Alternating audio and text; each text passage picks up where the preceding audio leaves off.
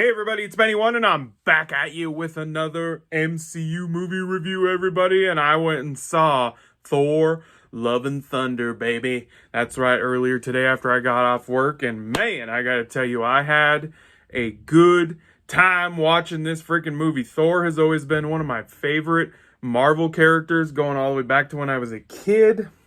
And I have loved and enjoyed Chris Hemsworth's portrayal of this character in the MCU, everyone. So yes, we got the new live action Thor movie and the first actual main Marvel character to have four movies, standalone movies in the MCU. So that's kind of a nice little thing right there. So this movie is once again directed by Taika Waititi, everybody.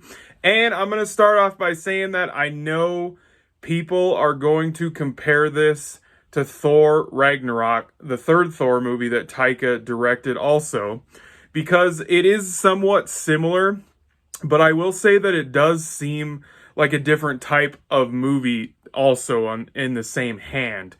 It has all that humor.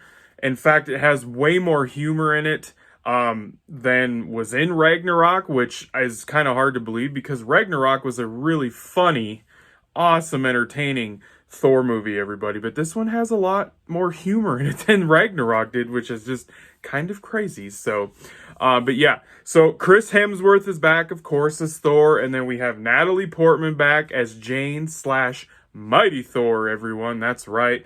And of course, Taika Waititi is back to play Korg. Tessa Thompson is back as King Valkyrie, everyone. Christian Bale, woo, love me Christian Bale, plays Gore the God Butcher, everyone. Russell Crowe plays Zeus in this movie because we get the gods of, like, the god side of Asgard and the Asgardians. We get the gods and all that in this movie. Chris Pratt is in this as Star-Lord. And the other Guardians characters are all in this movie. There's a lot of Marvel characters in this movie, everyone. That is correct. So I found this movie very entertaining. I thought it was fun. It's bombastic. It's epic. It's a lot more epic and grand than Ragnarok was. Like, just the scope in general of the movie. And this movie literally comes in right at under 2 hours. It's an hour and 59 minutes. So, I will get to that runtime actually in this. And this will be spoiler free because it is Thursday and the movie literally officially drops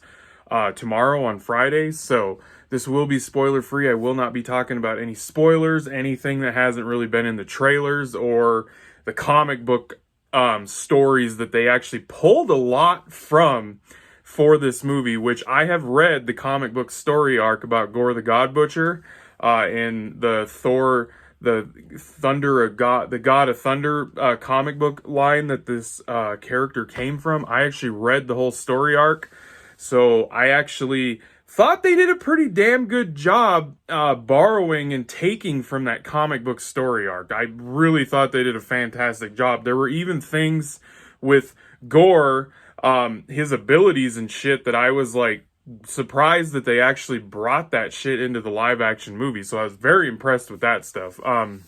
So let's start this off by talking about Thor, and of course somebody that really has not been in a lot of Marvel movies lately, and that is Natalie Portman's Jane Foster, everyone, the Mighty Thor. So we do get an explanation and what's been going on with her and everything, and her backstory as far as how she becomes the Mighty Thor, this new female version of Thor. We do get that explained. And I will say that her and Thor's relationship in this movie is without a doubt the best on-screen story and chemistry with that relationship in any of the Thor movies or anything so far, because their relationship in the first two Thor movies, and then she wasn't in Ragnarok, it was like one of the weakest aspects of those movies, and probably one of the weakest relationships as far as, you know, a couple with the MCU characters in general.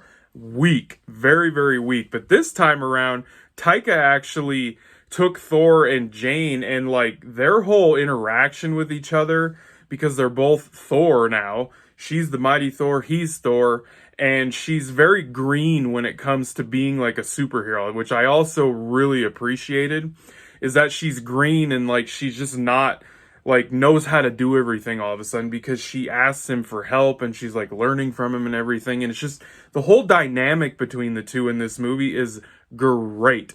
It's just easily the best that they have been together in a movie. So Hemsworth and Portman, fantastic job in this movie. Korg, Taika Waititi, Korg, he's funny in the movie once again. He's the same character he was in Ragnarok and Endgame.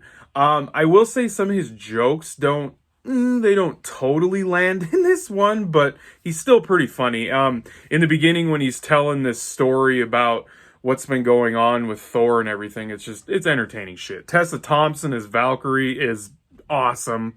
Just as good as she was in any of the other movies that she's been in. I thought she was fantastic as the King Valkyrie.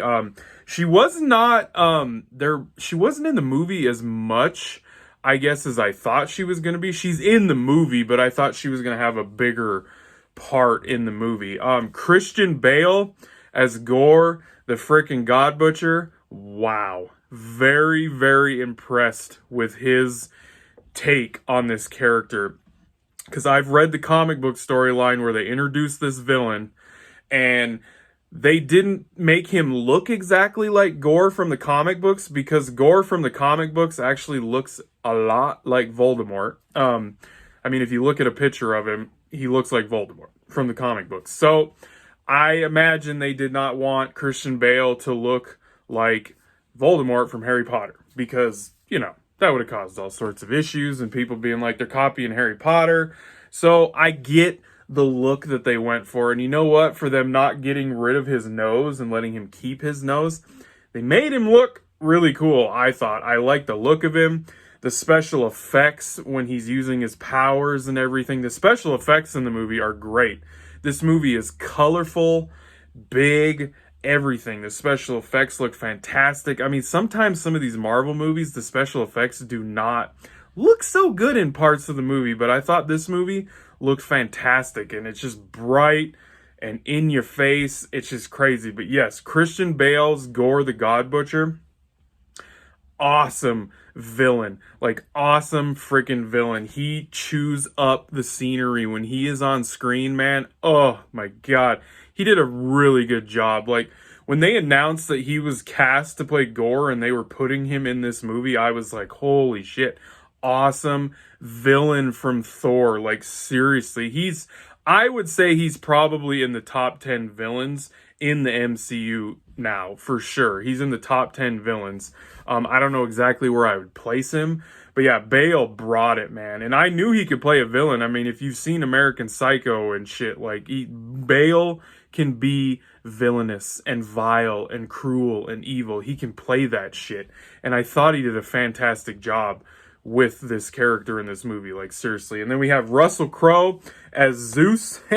This version of Zeus, I gotta tell you, man, he is a cocky, arrogant asshole in this movie. They took that character in a little bit of a direction that I wasn't quite thinking, and that whole little part in the movie with them, I don't know, it's about maybe 20 minutes long, and maybe not quite. It was okay. I didn't mind it. It was all right. I would say it was one of the weaker aspects of the movie, but it was okay for me. And like I said, Chris Pratt is in this, and along with, Dave Bautista, the Guardians are in this movie.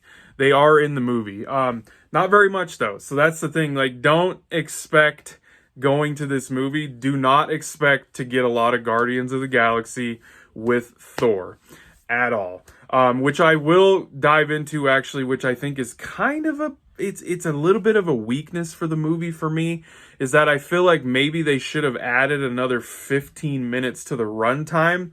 Because our first act of the movie, the pacing is very off. It is very off, and it's very clear that it's off because they're rushing through plot points with the Guardians and Thor and even though they tell Jane's story of how she becomes the mighty Thor, I do feel like they're really rushing shit in the first act of this movie with the story plot points and all this stuff. And that's one of the things that, like, that's why the Guardians are not in the movie a shit ton.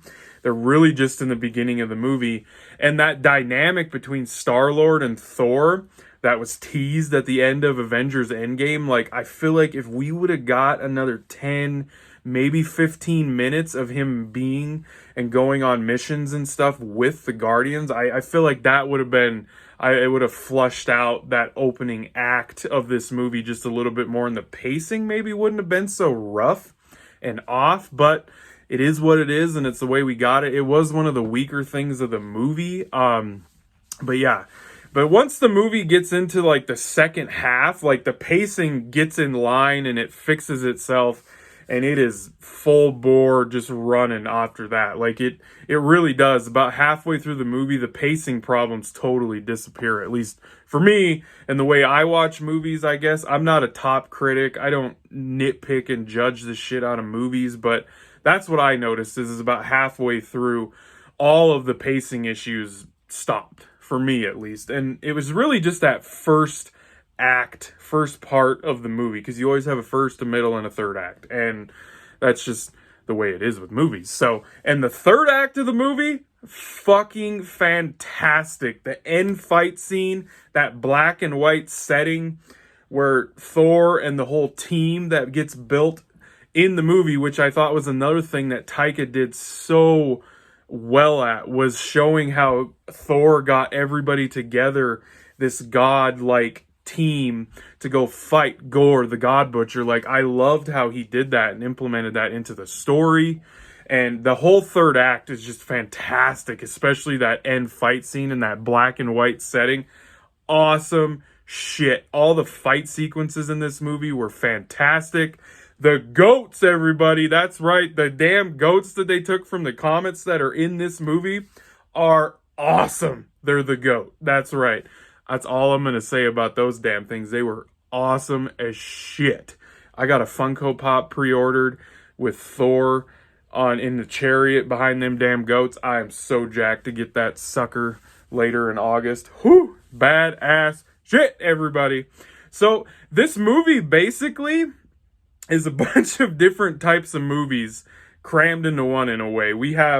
It's a romantic comedy, sci-fi, and an MCU movie all squished into one, basically, and this is really, I would say, the first actual romantic comedy in the MCU, because it's about Thor and Jane and their relationship, and it's just a romantic comedy because the humor is off the charts in this movie. And I will say that in the third act, though, the humor is still there, but it doesn't take away from the emotional side of the shit that's going on in the third act, because the third act does get a little darker at times, and the emotional side of stuff does come through, and that humor's still there, and it doesn't detract away from it, which I did like. I will say, though, that I felt like the balance between the humor and the dark parts of this movie were off for me. I would have liked, because of the villain in this movie, Gore the God Butcher, I would have liked to see them more into that darkness side of it, especially once you hit halfway point of the movie. Like, you can keep the humor. I mean, look at the Captain America the Winter Soldier or Civil War. Very dark story and premise, but they still got that humor sprinkled in there, and it's like perfect. And this movie, I feel like, didn't balance that massive amount of humor with the dark that they were doing with Gore the God Butcher. Like, they didn't balance it very well, and I feel like that's another weakness with the movie that I noticed. I would have liked to see them go more into that darker side with his character. And I also would have liked to actually see more of Gore in the movie. Now, when we get Gore in the movie, he's in the movie. He's fantastic. Like I said, Bale is chewing up the scenery, and you can just tell that he's having a blast playing this character. I just would have liked to seen him in the movie more. But maybe because he was only in it so those points and the certain amount of time he was in it, maybe that's why he's so awesome in the movie, is because of the amount of time that he was in, but I would have liked to seen him more. And you can just tell that the cast in this movie is just having a freaking fun ass time in this movie. So Thor Love and Thunder, everyone, the 4th live action Thor movie. What am I going to give this bad boy? I'm going to give this bad boy an 8 out of 10. It's not a perfect MCU movie. It does have things about it that I don't like. Like I said, the pacing is really bad and off in the first act of the movie. They don't really know. I feel like they didn't know how to handle the humor side of the movie and the really dark side of the movie, but it's a very entertaining movie. Bombastic epicness and just this romantic sci-fi comedy movie in the MCU. Thor is amazing in this movie. Chris Hemsworth is just awesome as this character at this point. Jane was amazing, and the stuff that they pulled from her out of the comic books, like with her character arc in this story and her being the mighty Thor, they actually went down the route with it and explored it, and I thought they handled it very well because it has to do with cancer. If you've read the comic book, you know, and I thought they handled it very, very well. It's a fun, entertaining new addition to the MCU, everybody. It's not a perfect movie, so an 8 out of 10, everybody, for Thor, Love, and Thunder. I hope you guys enjoyed that review. I thank you for watching, and I'll be catching you on the tube laters because I have spoken.